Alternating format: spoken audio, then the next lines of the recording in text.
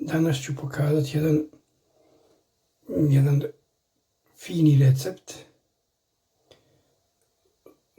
dodatak supama, to jest najvjerojatnije da većina zna griz nokel, da je čula za griz nokel, da ste čuli. Mi smo u gostiteljstvu, dok sam radio, smatrali kao svadbeni ili galadinjer supa. Kada bi pravili supe za neki poseban ugođaj, znači stavljali smo griz nokel supu. Evo, sad ću vam pokazati, znači ovako ide, sastojci su za griz nokel supu su puter, jaje i griz. Znači bio griz, evo imamo ovdje. Omjer ide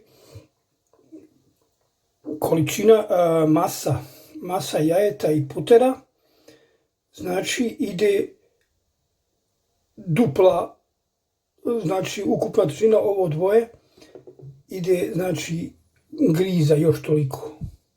Sad ću da izvagam, odmjerim i stavim u šislu da umjesim sa mikserom.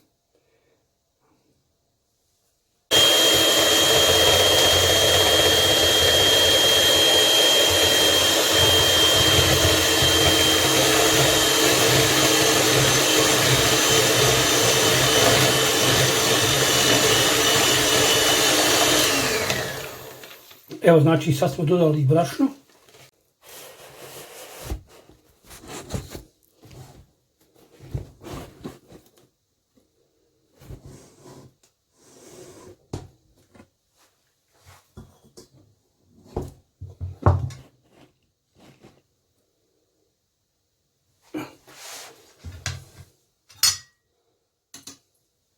Evo imam još jednu da napravim. Šala.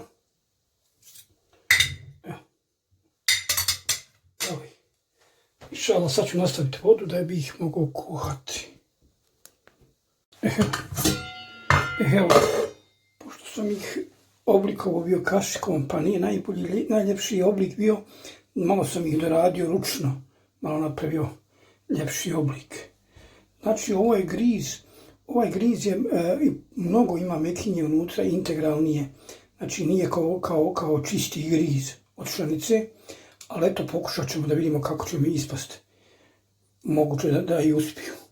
Evo, pripremio sam vodu, doćemo ih kuhati. Stavit ćemo, malo ćemo soli ostaviti u vodu. Evo ga.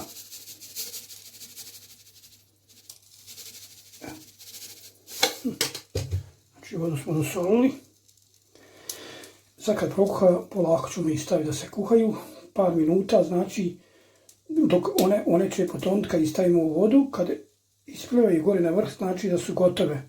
Onda ugasimo šparet, poklopimo i pustimo da se malo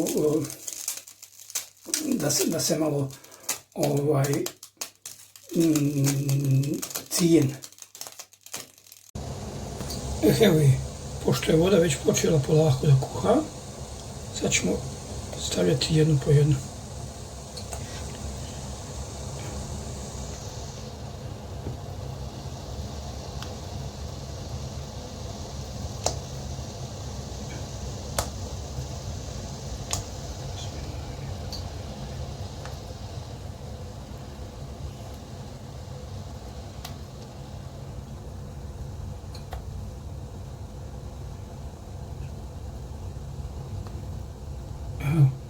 Znači, posuda sa vodom mora biti mnogo šira, dovoljno široka, jer one kad nadođu da one imaju prostora i one trebaju duplo da nadođu, znači da se prošire.